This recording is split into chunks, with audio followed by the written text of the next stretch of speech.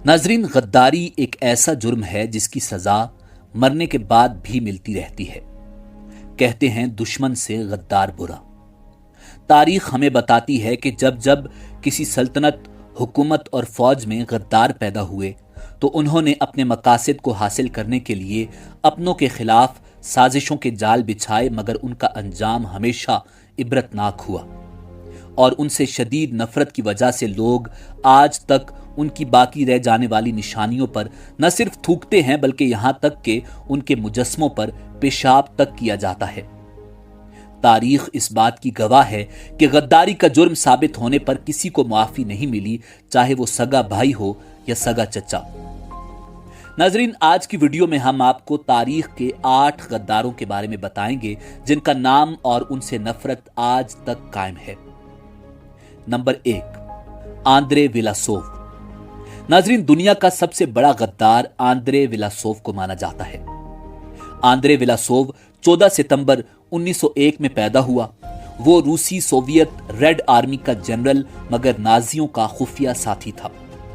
Andre विलासोव ने अपनी तमाम जिंदगी सोवियत रेड आर्मी में गुजारी और वो कई यूनिटों का सरबराह भी बना, बल्कि जंगजू फौज का हिस्सा और जनरल था। नाजरीन, दूसरी जंग अजीम में वो घेरे में आ गया था। जब नाजी फौज ने साबिक सोवियत यूनियन पर कब्जा किया तो आंद्रे विलासोव ही नाजियों की मुखालिफत में जवामर्दी से लड़ रहा था। ये वो वाहिद फौजी जनरल था जो अपने खित्ते में कामयाबी हासिल करता रहा। वो हर कीमत पर मास्को को हिटलर के कब्जे से बचाना चाहता था, मगर लीनियन मार्ट को हिटलर से बचाने में आंद्रे विलासोव जर्मन अफवाज के हत्थे चढ़ गया। गिरफ्तारी के बाद वो जर्मन अफवाज को रूसियों पर काबू पाने के गुर बताने लगा। अंदर का आदमी था, एक एक चप्पे से वाकिफ था। उसने गिरफ्तारी के बाद अपनों से ही गद्दारी कर दी। उसने कम्युनिस्ट रूस के अंदर ही कम्युनिस्ट मुखालिफ शहरी तलाश किए और उन पर रशियन मूवमेंट की बुनियाद रखी और यही मूवमेंट बाद में रशियन लिबरेशन आर्मी कहलाई। उसकी फौज ईस्टर्न फ्रंट की फौज थी जिसने कम्युनिस्ट रूसी फौज के मुकाबले में कामयाबियां हासिल की। और अगर नाजी फौज भी उसके साथ धोखा न करती, यानी धोखेबाज को धोखेबाज न मिलते तो रेड आर्मी को पीछे धकेल देता, तो दुनिया आज कम्युनिज्म से पाक होती। जंग खत्म होने के बाद वो अमेरिकी फौज के हत्थे चढ़ गया जिसने उसे दोबारा रूसियों के हवाले कर दिया और उन्होंने आंद्रे विलासोव को 2 अगस्त 1946 को गद्दारी के जुर्म में फांसी पर लटका दिया। नंबर 2, मीर जाफर। नाजरीन, मीर जाफर, जिसका पूरा नाम जाफर अली खान था, नवाब सिराजुद्दौला की फौज में एक सरदार था। बाद में तरक्की करते हुए सिपा सलार के ओहदे तक पहुंच गया। मीर जाफर निहायत बदफितरत आदमी था। वो ना होता तो शायद अंग्रेज 200 साल तक बरे सगीर पर काबिज न रहते। उसकी निगाहें तख्ते बंगाल पर थीं। वो चाहता था कि नौजवान नवाब को हटाकर खुद नवाब बन जाए।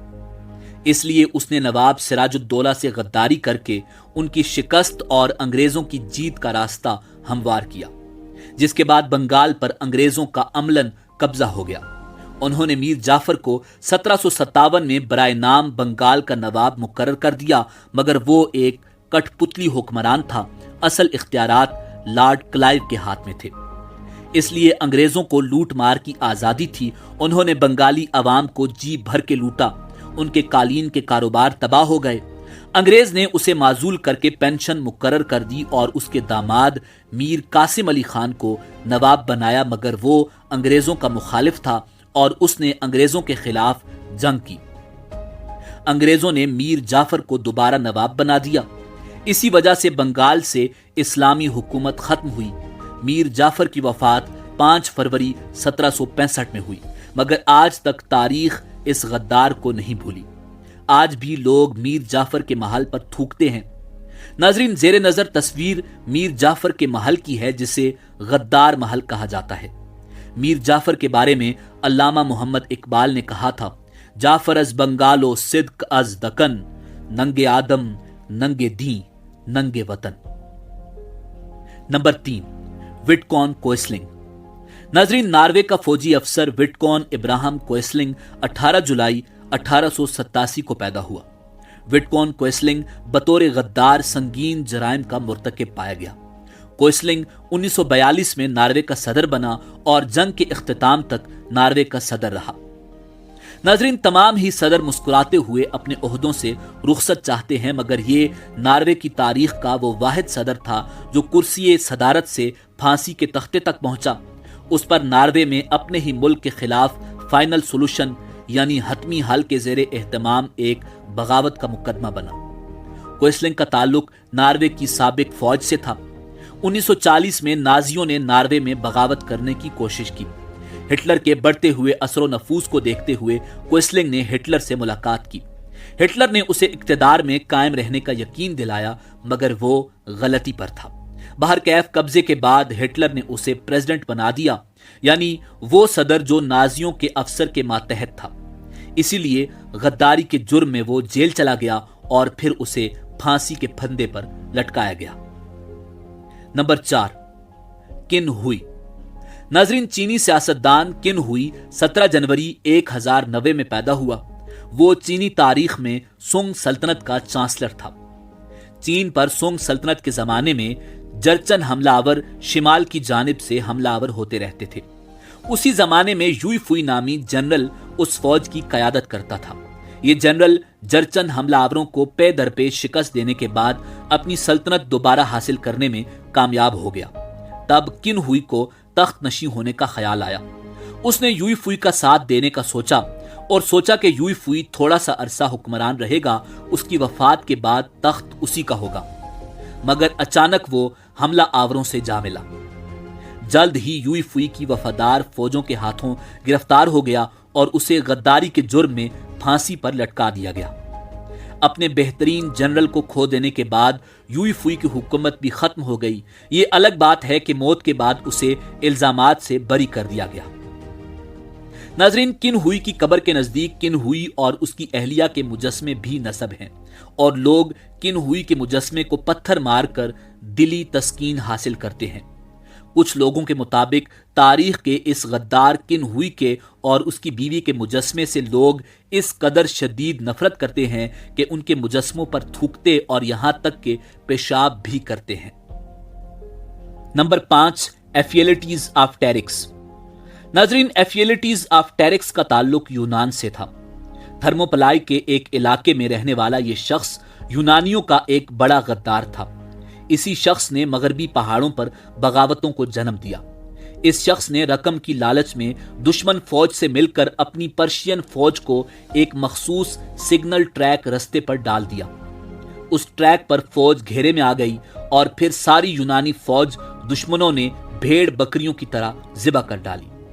اس قتل عام کا ذمہ دار یہی شخص تھا۔ ناظرین، تاریخ میں اس شخص کے بارے میں زیادہ معلومات موجود نہیں، البتہ بعض مورخین کے مطابق یہ واقعہ 480 قبل مسیح کا ہے، اور یہ شخص انتہائی خوفناک شکل کا مالک تھا۔ Number 6، Benedict Arnold. ناظرین، امریکیوں میں بینیڈکٹ آرنلڈ کا نام آج بھی نفرت کا نشان ہے۔ بینیڈکٹ آرنلڈ یا غدار ایک ہی لفظ ہیں۔ اگر آپ کسی راہ چلتے کو بینیڈکٹ آرنلڈ کہہ کر پکار دیں تو شاید وہ آپ کو ایسا گھونسا دے مارے جو آپ سہ نہ سکیں۔ ناظرین، امریکی فوجی افسر آرنلڈ 14 جنوری 1741 میں پیدا ہوا۔ یہ کوئی برا جنرل نہیں تھا۔ آرنلڈ پائے کا فوجی افسر تھا۔ اس کی ماہرانہ صلاحیتوں اور عسکری قیادت پر امریکی عوام کو ناز تھا، مگر اس کے ذہن میں ایک خناس تھا۔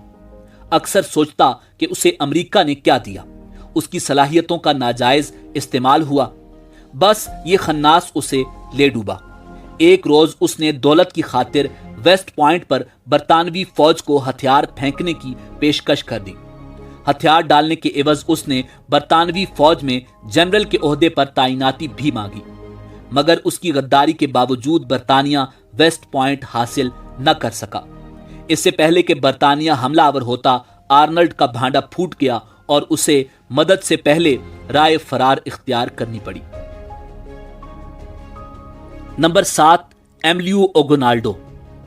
ناظرین، ایملیو 22 مارچ 1869 میں پیدا ہونے والے فلپائن کے پہلے اور کم عمر صدر تھے۔ اپنے فلپائنی شہریوں کو آزادی کا سورج دکھانے کی خاطر ایملیو کئی محاذوں پر نبرد آزما رہا، کبھی ہسپانویوں سے لڑتا تو کبھی امریکیوں سے۔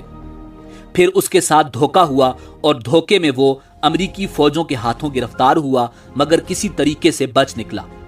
وہ ایک مرتبہ پھر فلپائن کی گمشدہ آزادی کے لیے لڑتا رہا، مگر اسے ناکامی ملی اور جاپانیوں نے انتہائی وحشت کے ساتھ جزیرے پر قبضہ کر لیا۔ ناظرین، اب سوال یہ ہے کہ اس موقع پر ایملیو کا کیا قصور تھا اور وہ کیسے غدار ٹھہرا؟ کیا وہ حملہ آوروں سے لڑا نہیں؟ ناظرین، اس نے ریڈیو سے خطاب میں امریکی اور فلپائنی فوجوں کو ہتھیار ڈالنے کی پیشکش کی۔ وہ در حقیقت جاپان کی کٹ پتلی حکومت کا سربراہ بننا چاہتا تھا، مگر جاپان نے اسے کوئی گھاس نہ ڈالی۔ امریکہ جب ان جزائر پر قابض ہوا تو اسے سہولت کار کے طور پر جیل بھیج دیا گیا۔ اگرچہ اسے تاریخ میں فلپائن کا پہلا صدر بھی مانا جاتا ہے، مگر وہ جاپانیوں کا سہولت کار یا ساتھی تھا۔ یہ دھبا اس کے چہرے سے آج تک نہیں مٹ سکا، جس کی وجہ سے اسے تاریخ کے بدنام ترین غداروں کی فہرست میں شامل کیا جاتا ہے۔ نمبر 8، دوندار بے۔ ناظرین، یوں تو خلافت عثمانیہ میں بے شمار غدار پیدا ہوئے، مگر سر فہرست خلافت عثمانیہ کے بانی عثمان اول کے سگے چچا دوندار بے کا نام آتا ہے۔ وہ تاریخ کے معروف کردار ارطغرل غازی کا بھائی تھا۔ خلافت عثمانیہ کے قیام کے بعد دوندار بے پر غداری اور فوج میں مایوسی پھیلانے کے الزامات عائد کیے گئے۔ تاریخ کے مطابق 1280 کے بعد دوندار بے خود سلطنت عثمانیہ کا سردار بننا چاہتا تھا، اور غداری ثابت ہونے پر اسے سگے بھتیجے عثمان نے تیر مار کر قتل کر دیا تھا۔ واضح رہے کہ تمام مورخین اس بات سے متفق نہیں، یعنی قتل کی رائے میں اختلاف پایا جاتا ہے۔ ناظرین، اسی امید کے ساتھ اجازت دیجیے کہ آپ کو ہماری ویڈیو پسند آئی ہوگی۔ ملتے ہیں بہت جلد ایک نئی تاریخی اور معلوماتی ویڈیو کے ساتھ۔ دیکھتے رہیے info@adil۔ اللہ رب العزت آپ کا حامی و ناصر ہو۔